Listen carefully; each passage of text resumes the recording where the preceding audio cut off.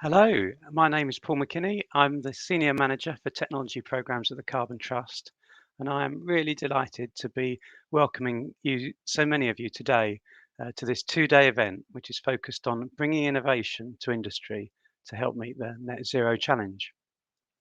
So before we start, I'm going to just kick off with a few housekeeping announcements. We're broadcasting the event live through an interactive platform, and on the right-hand side of your screen, you should see various tabs. So to send a question to one of our panelists, click on the Q&A tab and press the blue plus button to add your question.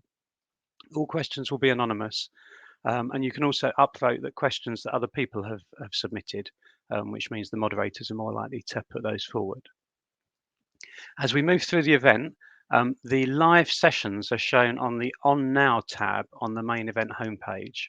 And then when you get to the end of a session, you can click onto the next session, or you should be automatically prompted to join the next session on your screen. You can view the full event schedule for the full 2 days under the Agenda tab. And there's also a downloadable PDF version of the agenda on the Resources tab. And there's also the speaker biographies on the Resources tab as well. You can leave and rejoin the event at any time, and all the sessions will be recorded so that you can come back and see them at another time. And you can also engage with the event through social media. So under the social tab on this main screen, you'll see all of the tweets using our event hashtag, which is Net Zero Industry. So we do encourage you to get involved in this online discussion. And if you do, please tag at the Carbon Trust so that we can see it. And then also for innovators and industrial sites that are interested in participating in the Industrial Energy Efficiency Accelerator, which we'll be talking about, we'd encourage you to sign up to our networking platform. So that's going to be live today and then over the next few weeks. And at the bottom of your screen from time to time, you'll see a blue button titled Networking Platform. So that opens up a new tab, allows you to register, and then if you have to wait a little while it's approved, and then you can send direct messages to other participants and schedule meetings. Finally, for me, at the end of the panel discussion at 11 o'clock, there'll be a short coffee break. And so you can use this to explore our on-demand content, more about the Industrial Energy Efficiency Accelerator on the Resources tab, including summaries of how to take part. So that's all the admin. I hope you can remember all that. We'll remind you of it during the day. And now I'll move on to the event proper and what it's all about. So this event is about accelerating energy efficiency in industry through innovation. Over the course of this morning and tomorrow morning, we hope to lay out the challenge, the scale of the challenge that industry is facing in contributing to net zero in the UK, but more importantly, to be able to show you some of the groundbreaking innovation that's being developed and been demonstrated to tackle it. We've got some really influential speakers lined up to talk to you about how industry can play its part in the transition to net zero and what government and other stakeholders can do to support that. And a particular focus will be highlighting, as I've mentioned, the projects undertaken under the Industrial Energy Efficiency Accelerator, or IEEA. And hopefully these projects will show you just how much potential there is for innovation in the UK to transform energy and resource efficiency. So no matter whether you're a technology innovator, sort of planning how to break through with your new technology, or an industrial company and you've maybe made a net zero commitment, or you're planning to make one and thinking about how you're going to achieve that, or maybe an academic researcher or part of the investment community, then I hope there'll be something for you today. So this is the headline agenda. The event is being run over 2 consecutive mornings, and each day you'll get the chance to hear case study presentations from some of the companies that have taken part in the IEEA. Today we have 2 keynote presentations. The first is from Dr. Mark Taylor from BEIS, and then later we'll hear from Julia King, Baroness Brown of Cambridge, from the Climate Change Committee. And sandwiched between those talks, there's a lively panel discussion, hopefully lively, where Mark Taylor will be joining a panel with representatives from the High Value Manufacturing Catapult, Triple Point Investment, the papermaker DS Smith, and United Utilities to talk about the Net Zero Challenge. After that, you'll have the opportunity to hear from some of the participants in the initial round of the programme and some of the results they've achieved. Many of those technologies really have cross-sectoral opportunities. So I'd really encourage you to, the industrial participants in particular, to stay and listen to that, to hear about some of the technologies that could be implemented within your businesses. Just briefly, tomorrow we'll reconvene at 9:30, where we have a presentation from Liv Garfield, the CEO of Severn Trent, and another panel discussion on the sort of practicalities of bringing innovation to industry, followed by some more case studies and also talking more about how you can get involved in the IEEA.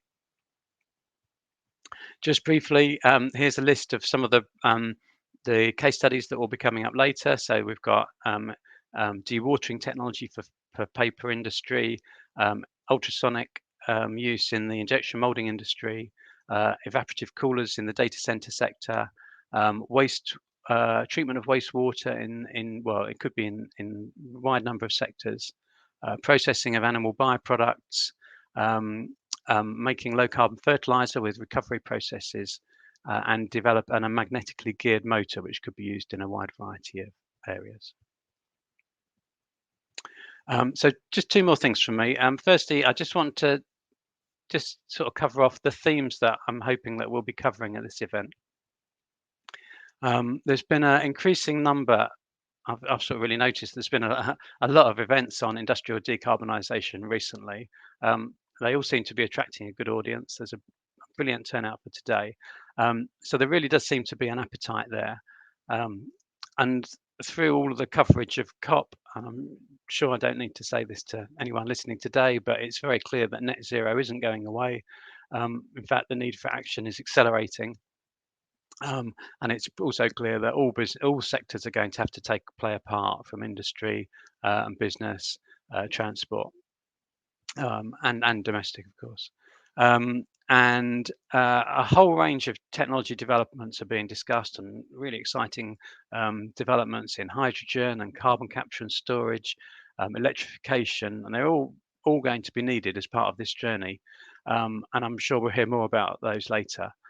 But for me, I still wonder whether there's enough attention being paid to good old energy efficiency and resource efficiency too. So we really today want to draw out some of the step change innovation that's still possible there. This hasn't all been done yet. The next theme is that the journey from innovation through to deployment replication almost always takes longer than expected. We found that with our projects, it's no surprise. So we really do want to encourage companies not to be thinking, well, what do I start doing in 2025, but actually be planning and developing and piloting technologies now. And there are technologies in the pipeline ready to go now, and hopefully you'll see that today. There's no doubt that the scale of the challenge and that we'll have with things like electrification and hydrogen is going to be easier if we do as much as we can now to focus on energy and resource efficiency and look for both incremental but also step change opportunities. And the final theme on here is that hopefully when we present the projects that we've been involved in, you'll see just what an amazing range of technologies are being developed for across all of industrial sectors. And there's many innovators now with technologies at all different stages of development. So we're really trying to encourage industry to get involved and take those forward, and not be waiting to see who else does it first. So finally from me, before we move on to our first keynote speaker, I just want to, we're talking a lot about the Industrial Energy Efficiency Accelerator, as well as a broader discussion today on the sort of low carbon journey for industry. So I just wanted to give a quick introduction or refresher to what the IEEA is all about. It's a competition which is around funding demonstration projects in industry with strong replication potential. and it supports the demonstration of novel energy and resource efficient technology at UK industrial sites. So far, BEIS have supported 16 projects over the last 4 years, and they've awarded £8 million to these, and we'll be presenting on those today and tomorrow. And the next phase of the IEA is now open with another £8 million. So the first window closes at the end of January in 2021. And grants are typically available between £150,000 and £1 million. The amount of funding that you can get for your project varies depending on the company's size and other sort of how developed the technology is. But typically it's somewhere between 40 and 60% of the project cost. So there's a real benefit in taking part, really de-risks the introduction of some of these new technologies. And as I said, we'll talk a bit more about the results of this later this morning, and then tomorrow we'll focus on how to take part, but also in the resources there's more details on how to take part now.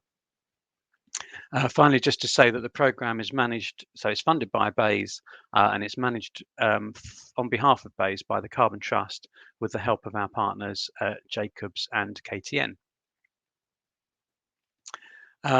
So that's a bit of a whistle-stop tour from me. I'll talk more about the impact of the programme later, but now I'm going to hand over to Dr. Mark Taylor. Mark is Deputy Director of Energy Innovation at BEIS, and he's responsible for programme delivery of the Net Zero Innovation Portfolio, and has been involved in a whole variety of different energy efficiency, fuel switching, carbon capture, hydrogen. So I'm sure you agree he's extremely well qualified to talk about industrial innovation and decarbonisation. Over to you, Mark. Thank you, Paul. I'm absolutely delighted to be here, and I will tell you, I hope, quite a lot about what BEIS have been doing over the last 4 years, but also what BEIS is planning to do to help you on the journey to net zero. So my main job, as Paul indicated, is delivery of the Net Zero Innovation Portfolio. So it's important you grasp this acronym because that is much too much of a mouthful. So I'll refer to NZIP throughout. So I'm now going to tell you a bit about the outline of the talk. So I'm going to give you an introduction to BEIS, then I'm going to give you the context around NZIP, and then explain the NZIP priority areas. And then at the end, I'm going to come back to the Industrial Energy Efficiency Accelerator, which is, I believe, one of our most successful programs and most impactful programs. So BEIS has got 4 responsibilities.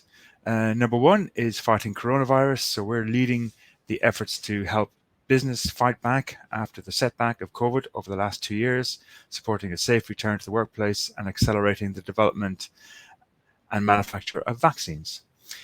Furthermore, we're trying to boost further industrial growth by supporting enterprise, and that is in the context of a clear focus on achieving net zero by 2050, and we see a very important vector for doing that as innovation. So it's fairly obvious the 2 themes that are most directly involved with me are net zero and innovation. But I do want to emphasize that we play a significant role in enterprise, because one of the things we do, as well as developing innovative solutions and technologies and demonstrating them, we then seek to support SMEs and technology developers to turn their products into a successful business. So what's the foundation, the policy foundation for this? So last year, the Prime Minister launched a 10-point plan, which is a roadmap to the UK having a green industrial revolution. And this was made of 10 points, many of which will directly affect industry, including the use of hydrogen, the use of carbon capture, further expansion in renewables, so further decarbonisation of the electricity grid. But most particularly, it has point 10 around green finance and innovation. And that indeed is the main focus of what I'll be talking about today. So the government has allocated £1 billion for innovation towards net zero. And that hence the £1 billion NZIP program, which is what I'm going to tell you about. But what we're looking to do is to accelerate the commercialization of low carbon technologies, systems and processes in the power, buildings and industrial sectors. And I know that in presentations later on, you're going to see very good examples of that from the IEA, where we start the route of proving out innovative solutions in energy efficiency, and now those can roll out to large-scale deployment. So in order to put some flesh in the bones of the 10-point plan, BEIS has issued a number of strategies, including the net zero strategy, which came out just before COP26, and earlier this year, the industrial decarbonisation strategy. I would particularly draw your attention to the industrial decarbonisation strategy.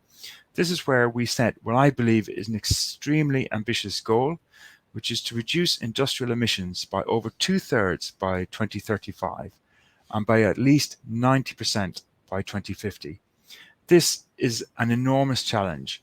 And I think one of the things that came out, particularly in COP26, is that industry has grasped that the time to start action is now. So I would urge you all in the audience to pay close attention to what you hear in the next 2 days, and also make sure your company is making a start, because now is the time to make a start. Now, one of the targets we've set is on renewable energy, resource efficiency and energy efficiency. There's too many acronyms in the civil service, so I apologize for that.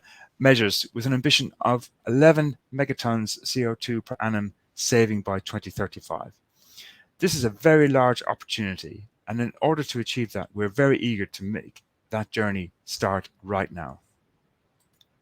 So on the next graph, I'm giving you a picture from our industrial decarbonisation strategy, and it shows where we believe we will achieve the reduction in emissions. And if you look carefully on the graph, you'll see the pale blue is the residual emissions that we have at the moment. We're about 70 megatons at the moment, which we eagerly need to reduce to about 5 by 2050. And you can see that the main trajectory in the short term is resource efficiency and energy efficiency. There are many other programs that are happening at the moment, including the rollout of CCS implementation. We've got 2 clusters being supported by BEIS, the HyNet cluster and the East Coast cluster. Both of these are looking towards deployment in the mid-2020s. So as you can see, there's a delay before that comes in. And similarly, in the development of hydrogen, there is a delay before hydrogen makes a significant contribution. So for me, it's really important that everybody is focused on that first step of energy efficiency and resource efficiency. And furthermore, I think I wanted to get across that we have a coherent strategy in BEIS. So I'm going to tell you a bit more about NZIP, and that's where we support the innovation, and that's where we're looking to de-risk technical aspects of the innovation and move it into deployment. But once it achieves that stage, we have further funds. The IETF, which is the Industrial Energy Transformation Fund, is a fund that supports deployment. So many of the schemes and projects that have been through the IEA then move on to the IETF and see that as a route to large-scale deployment. So hopefully we can show you that BEIS is determined to ensure that we have a coherent program where we can develop innovation and then support deployment. Now I'd like to give you some highlights from our previous program, which we call the Energy Innovation Program, that ran from about 2015 to 2021. And I'm actually going to focus on the industrial aspects, which were the areas indeed I was responsible for. So a key flagship program was the industrial fuel switching competition. And as Paul indicated, what we're looking to do there is to demonstrate that alternative fuels can be used to deliver net zero production methods. So one of the highlights for me was that we developed the world's first hydrogen trial for sheet glass manufacture at NSG Pilkingtons. This is a very successful demonstration, and the fact the feedback from Pilkingtons is they feel very optimistic that they could move to 100% hydrogen in due course. Similarly, we've also, I feel, had quite a breakthrough in that we've done a world's first trial of a net zero fuel mix for a cement kiln. So that was about 37% hydrogen and then a mix of glycerine and bone meal for the balance. A very exciting breakthrough demonstrated at Hansen's site. So this is us starting to show that indeed industry can use zero carbon fuels, so there are solutions for 2050. A further breakthrough is in the UK's first carbon capture utilisation plant, Tata Chemicals. This captures 40,000 tonnes of carbon from their CHP plant, and they then use the carbon to make medical grade sodium bicarbonate. So that's the sodium bicarbonate used in the world's kidney dialysis machines. So for me, this is a beautiful project in that we capture carbon on a site and make it and use it to make a high value product. So it just shows you the potential that can happen. And this program is project is now complete, and the plant is operating, and the carbon is being used to manufacture sodium bicarbonate today. So this is a fantastic step forward, and I think quite symbolic that the UK now has an effective carbon capture plant.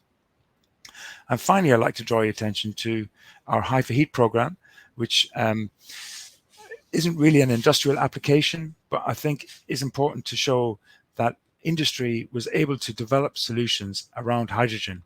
And in that case, we've demonstrated the case that hydrogen can be used safely in the home.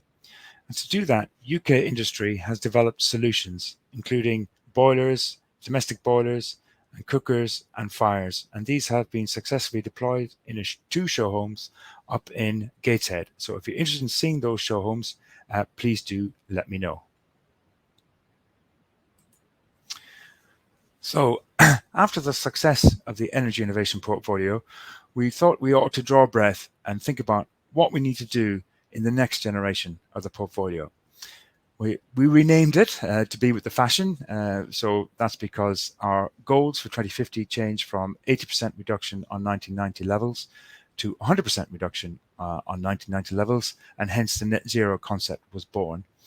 So we took a whole systems approach, taking the learnings from EIP, and what we want to do is learn what we needed to do for future net zero ambitions. And what we learned there is that it's not just about technologies, it's also about business models and also about consumer innovation. And I think that is one of the areas where the Industrial Energy Efficiency Accelerator has been very successful, in that it couples the energy efficiency and resource efficiency innovators with the companies who are seeking to use the technology and doing those first demonstrations together. And that innovation, I think, has been very successful. And I know later today, you're going to see many exciting examples of that. So as a result of our studies, we ascertained that the most appropriate way to tackle innovation in the next 4 years was through 10 different headings. So we're looking at advanced nuclear, bioenergy, advanced CCS, industry, and built environment. That includes heat pumps and retrofit. And then we're looking to significantly expand offshore wind, indeed 40 gigawatts by 2030 now is our goal. So that's about 4 times current levels. Pioneering innovation in greenhouse gas removal. We're investing £70 million in this project. A significant effort in hydrogen, particularly around as a fuel switch for industry. And then furthermore on, pardon me, smart energy and storage, and then finally on disruptive technologies. So these are the 10 vectors we're looking to drive forward on innovation. But I'm now going to tell you a bit about the ones that are particularly attuned to industry. So we have a number of exciting programs that are already running in NZIP. We have CCUS innovation, which is running at the moment. Call 1, we're assessing the applications, but I would draw your attention to the fact that there is a second call in 2022, and included in that call would be site-specific studies to determine the optimum CCS solution for a given site.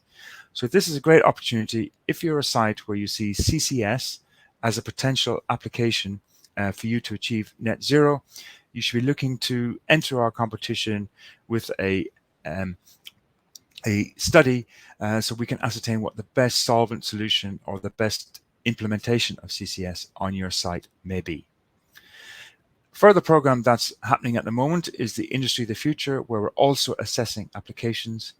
This program was actually inspired by the IEA, and what this is doing, we have appointed or will be appointing a technical contractor, and they will go on to industrial sites and develop net zero plans. So they'll develop plans to include all of the various solutions that a given site may need to achieve net zero.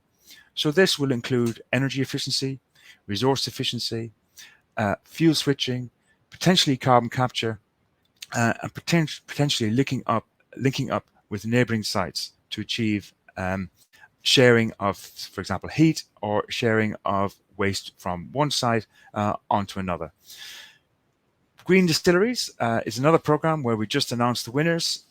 This has proved to be a very exciting program. I was a little bit concerned how this program would go, because distilleries tend to be in very isolated spots, many in the far west coast of Scotland. And what we found is actually we are finding innovative ways to achieve net zero solutions on remote sites.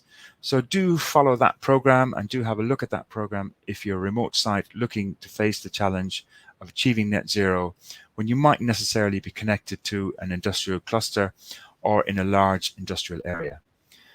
Further competitions we're pushing on with are red diesel replacement, and that's where we're looking to decarbonize mining and construction. And again, we're assessing applications on that. We also have the industrial fuel switching program. That, as you notice, is now 55 million. That is a major expansion on the EIP commitment, which was 20 million. And we're looking to do a lot more industrial fuel switching and to build on those examples I talked to you about as NSG Pilkingtons and Hansons. And then finally, we have the Industrial Energy Efficiency Accelerator. Paul has already mentioned we are eagerly seeking applications for phase 3, and we will hopefully be assessing these in the coming months. So I'd urge you hopefully to gain inspiration from these talks and to start to explore with the Carbon Trust about how we can help your company to achieve effective energy and resource efficiency. We also will have a further call, so even if you're still thinking about it but not yet ready for this round, please do get in touch with the Carbon Trust, and then we'll seek to build a solution with you so you can enter at phase 4. And then just to tell you about a little bit about what the Industrial Efficiency Accelerator has achieved for us, we believe it can achieve up to a saving of 40.5 terawatt hours of energy by 2031. This would lead to a saving over the next 10 years of 10 megatons of carbon. This is a tremendous achievement, but I think one of the things I'd like you to draw attention to is to look at the cumulative effect of energy efficiency. So you can see in the early years it looks relatively humble, but as we expand the technology and the impact on the market increases, it very rapidly increases to a significant contribution. So I think this just reinforces how important it is that we move forward on industrial efficiency right now. Now is the time to do it, and we can make tremendous progress. The other thing that I find very exciting about this program is the range of sites. So we've got exciting projects in paper mills, plastic molding factories, industrial laundry sites, and data centers. And indeed, some of the efficiencies achieved are quite remarkable. 10%, 20% is a regular number I hear, and even some up at 70%. So it just shows that there is a large amount of untapped potential. So I'll say thank you for listening. I'll be joining the Q&A, so you can fire lots of questions at me. I look forward to hearing your questions. I just draw your attention to a couple of links here. One is the NZIP programs, collection of NZIP programs, which are on the top link. And then the second one, which is the one I would urge you to click today, which is the IEA project. Go and learn about the previous IEA projects and start indicating to Carbon Trust what your ideas might be, and hopefully we can start to build solutions with you. Thank you very much. Thank you ever so much, Mark.